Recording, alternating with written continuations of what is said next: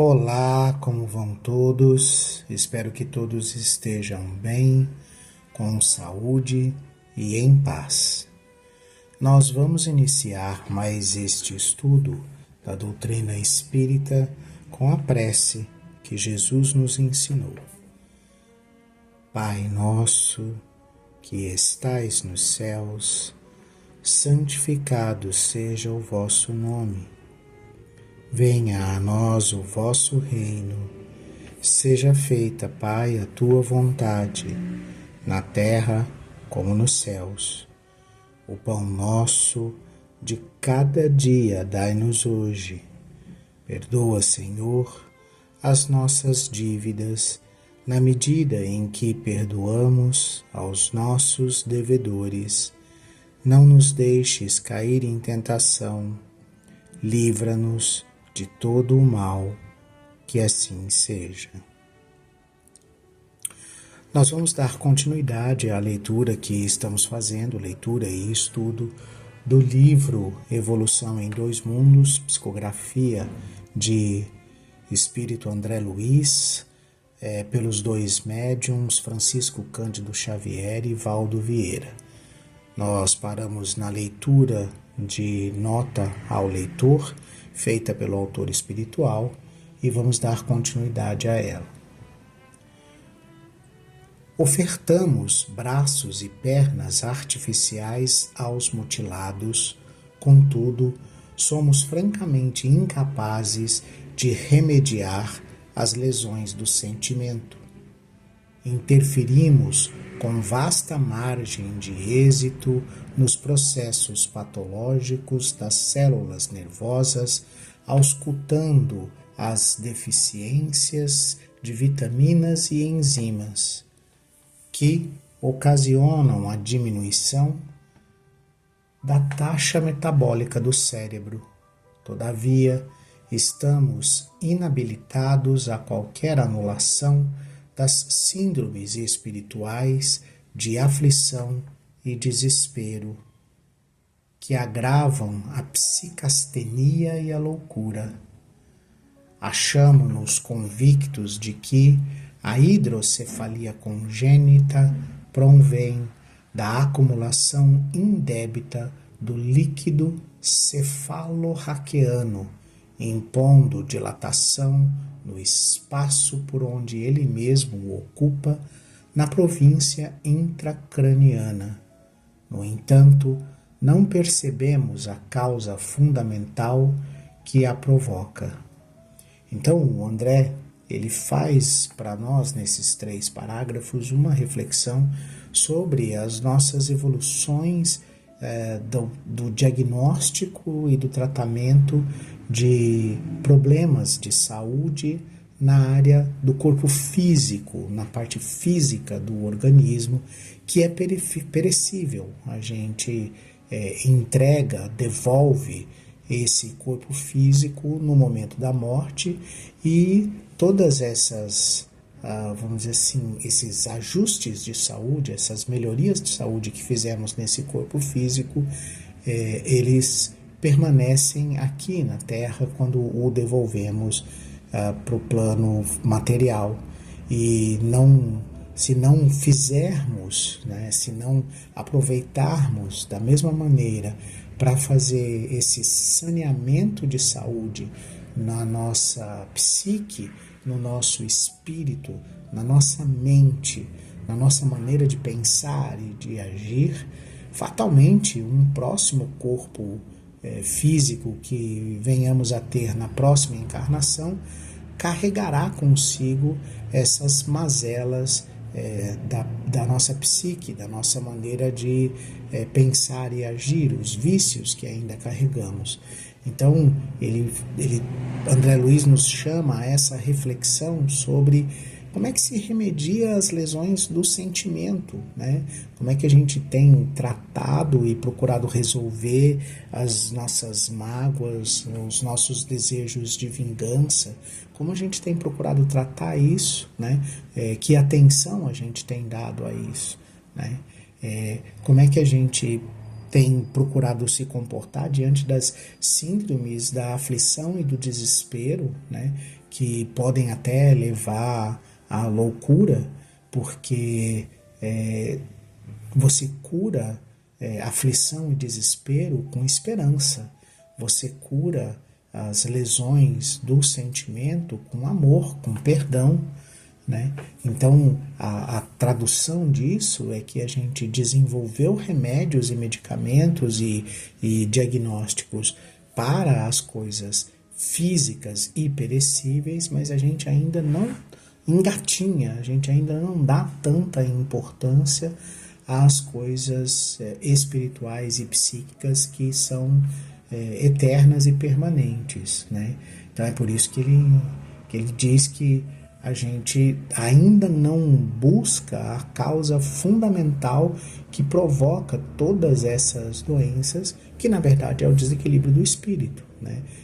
A raiz de todas essas malformações dos genes, de todas essas doenças que a gente chama de hereditárias, de todas essas doenças que são causadas pelos nossos desequilíbrios diários, pelas nossas irreflexões, pelos nossos momentos de cólera, de destempero, de dificuldades mil nos nossos relacionamentos, por esses desejos incontidos, de ambição desenfreada e o que a gente provoca no nosso organismo com essa ambição desenfreada, desses desejos de vingança, né, desse usar a mente em planos mirabolantes de como vamos nos vingar e humilhar aquele que nós entendemos como sendo o nosso inimigo, e como esses pensamentos interagem nesse corpo físico, causando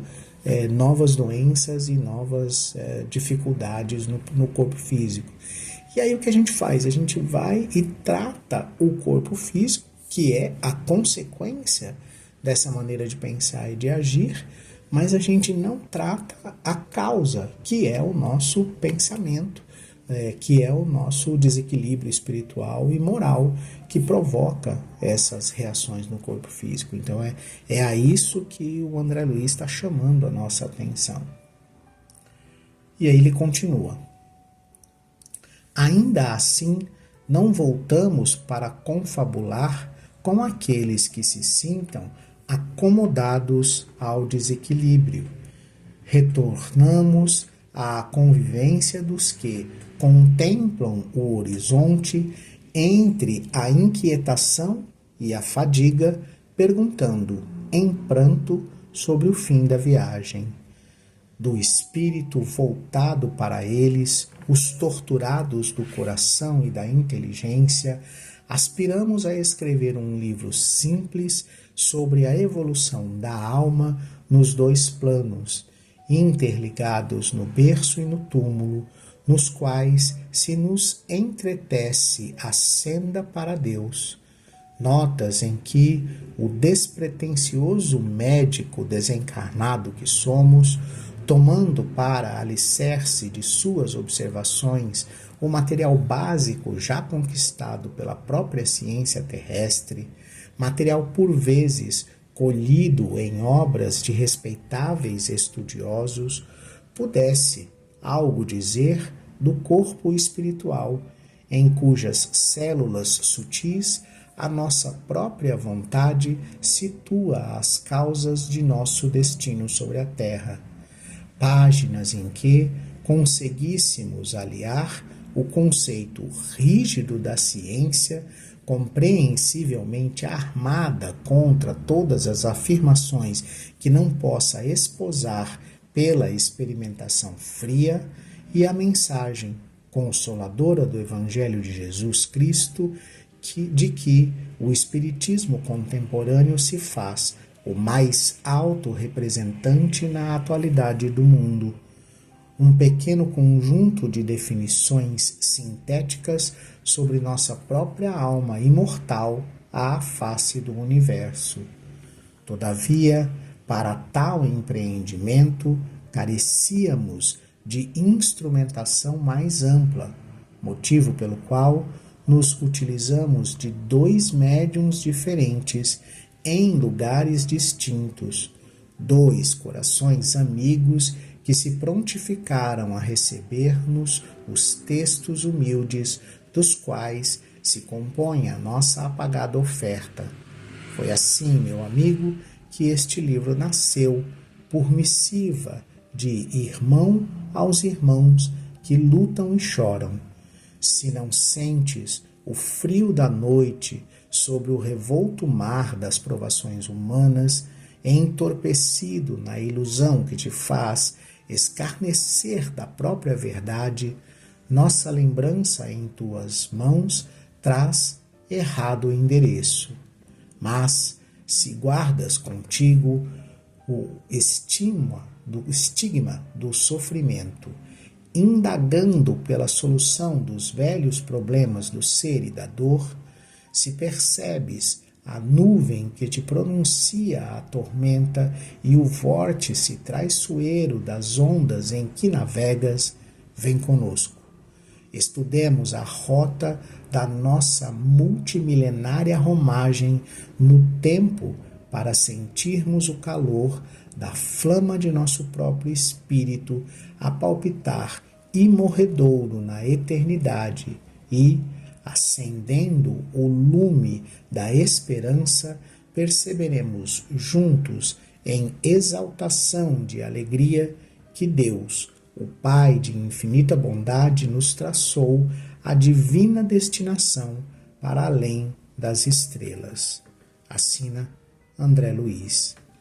Esse texto foi recebido em Uberaba no dia 25/7/1958 e continua extremamente atual para as nossas reflexões.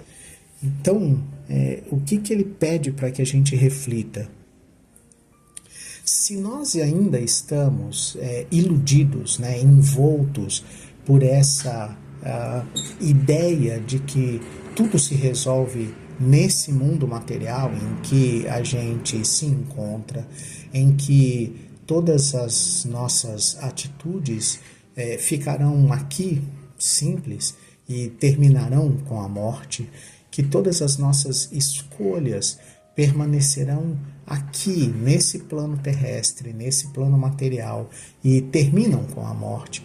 Se a gente não se importa com o que vai acontecer, qual é nosso destino no após a morte, porque a gente ainda está entorpecido pela ilusão de que a felicidade precisa ser vivida, que a vida é para ser vivida em sua intensidade total, porque só temos essa vida, porque só existe esta oportunidade, ou porque, já que ninguém sabe o que acontece depois da morte, isso não faz a menor diferença.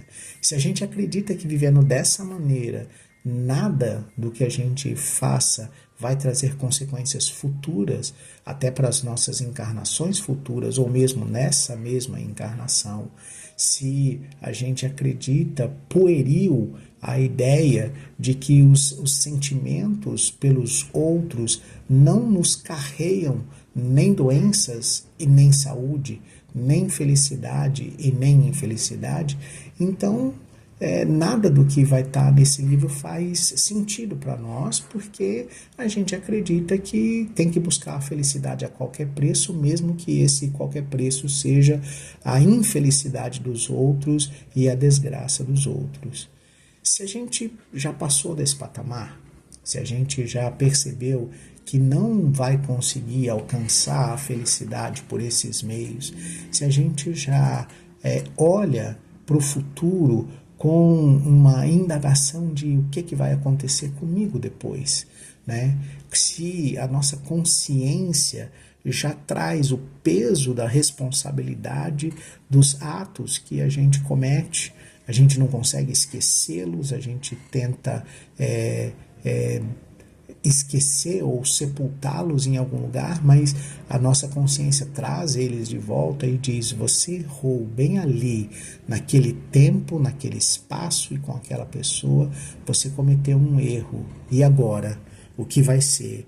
E essa pergunta nos corrói, nos angustia, se ao perdermos, né, ao cruzar da morte de um dos nossos parentes, amigos ou pessoas que amamos e que temos uma estima muito grande, se ao vê-los cruzar o portal da morte, algo dentro de nós questiona o que será agora? Perdi completamente o contato com essa pessoa ou terei contato com essa pessoa no futuro?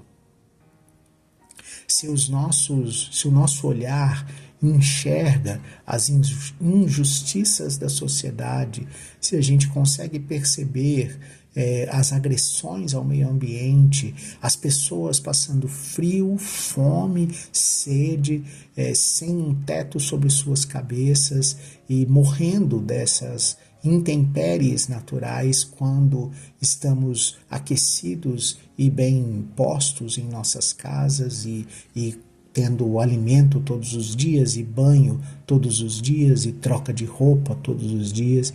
Se ao olharmos para esse mundo a gente fica questionando por que eu tenho a dignidade da vida e as pessoas vivem na indignidade que a sociedade as impõe, por que isso acontece? Se essas questões elas invadem o nosso coração, se a gente olha para a natureza e pensa e nada do que estão fazendo contra a natureza vai ter consequência, as pessoas não vão responder por essas agressões contra a natureza, e essa resposta da natureza é assim, num sorteio ilógico, atingindo pessoas que nesse momento eu não as vi provocar a natureza para receber a contrapartida das tempestades e dos furacões e das secas e das calamidades naturais. É assim que as coisas funcionam. Se a gente olha para o mundo e todos esses questionamentos, eles inquietam o nosso coração, então esse livro é endereçado a nós. Esse livro busca nos mostrar como, ao longo dos milênios, encarnações sobre encarnações, reencarnações sobre reencarnações, a criatura evolui. A criatura dá um passo por vez. Aquele passo que muitas vezes a gente, ao olhar para toda uma vivência de uma única pessoa, a gente diz, essa pessoa ficou estacionada, essa pessoa não aprendeu nada, essa pessoa desperdiçou a oportunidade da vida e está estagnada no mesmo lugar. Mas quando a gente olha para 10, 15, 20 encarnações sucessivas, a gente percebe que aquela última foi sim um marco de progresso. Aquela que a gente acha que a pessoa estagnou e não conseguiu ir adiante, foi sim um marco de um passo adiante de progresso. Se é isso que a gente está buscando, é isso que a gente quer ver, então a gente precisa olhar a evolução do ser, não no espaço entre a vida, que a gente chama que vai do nascimento até a morte, mas sim na sequência infinita de nascimentos e mortes, de encarnações e reencarnações, de encarnação, aí erraticidade, posterior reencarnação, nova erraticidade, e numa sequência de processo de tomada de decisões, de planejamento de encarnação, de consequências dos atos da encarnação anterior sendo vividos nessa encarnação, de busca por efeitos dos nossos atos atuais, que são as causas dos efeitos da encarnação futura. Quando a gente encadeia essa causa e efeito, essa ação e reação dentro da justiça divina e olhando para encarnações sucessivas umas sobre as outras, tudo faz sentido, tudo tem uma razão de ser. Todos os questionamentos que nós nos fazemos têm respostas, e respostas que são lógicas e acalentam o nosso espírito e acalentam a nossa ciência. né, que buscam um equilíbrio entre as duas coisas. E é esse o propósito desse livro, é essa a ideia contida neste livro, né? Só que para isso precisa ter atenção, para isso precisa ler ele com cuidado, com cautela e com reflexão. E é isso que a gente se propõe a fazer. O livro foi escrito aí em 1958, né? Então já tem aí um bom tempo, né? Nós temos aí mais de 70 anos de livro, né? Ele continua atual, porque as reflexões que a gente faz para nós mesmos e em cima desse livro vão muito além dessa encarnação que a gente está vivendo agora, porque nós vamos olhar não só para essa encarnação que a gente vive agora, não só para esse espaço entre o nascimento e a morte, que a gente já viveu o nascimento e está aguardando o momento da morte, mas a gente vai viver e vai olhar para a nossa vida encadeando, né? Assim, como numa sequência lógica em que depois da morte, passaremos pela erraticidade. Durante a erraticidade, também podemos aprender, também podemos evoluir, também tomamos decisões, também colocamos em prática aquilo que aprendemos e os nossos pensamentos.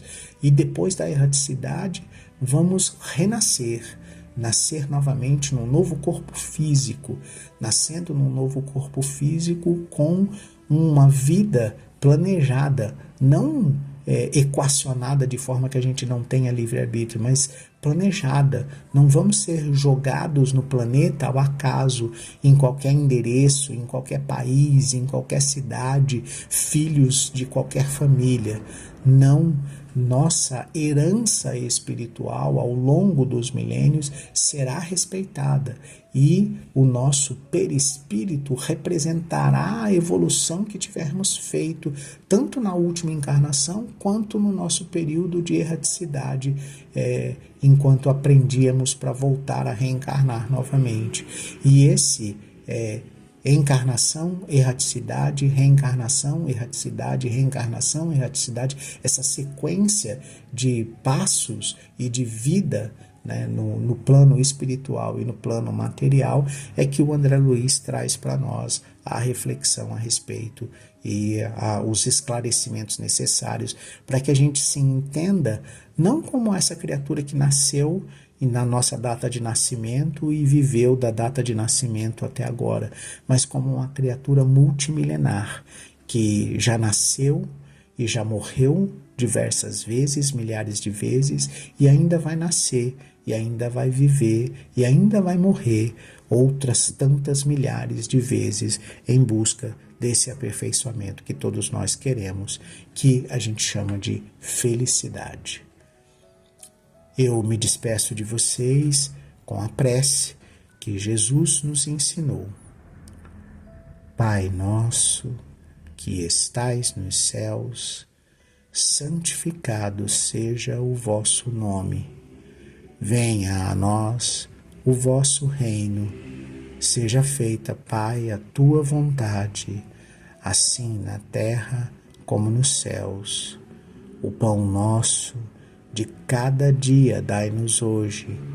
Perdoa, Senhor, as nossas dívidas, na medida em que perdoamos os nossos devedores.